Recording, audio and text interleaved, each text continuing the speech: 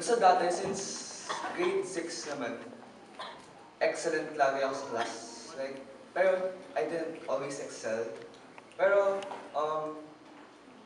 last year, I took the dynamic recall level 1. And dati, like, nahirapan talaga ako sa Chinese. Like, wala ako sa top 10, wala ako sa top 20, ganun.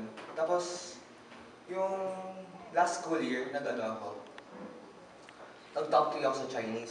Tapos, yun. Tsaka dati, hindi ako nag-top 1 sa class. And last year, nag-top 1 ako sa class. So, yeah, like, dynamic recall has been very helpful for me kasi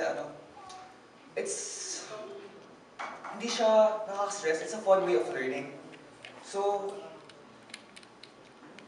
like, hindi ka mahihirapan. Yun lang.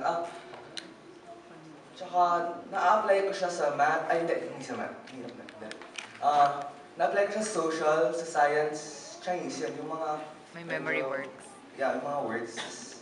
Nilink ko lang siya. So, kaya ako nag-enroll ulit kasi effective nga talaga dynamic recall.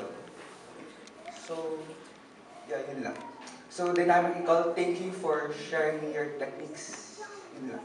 And kung may pa ibang courses, magkakalit ako. Yay! Thank you. Jaime po ay may angking talento. He's into cards, yung 52 deck of cards po. Congratulations, Jaime.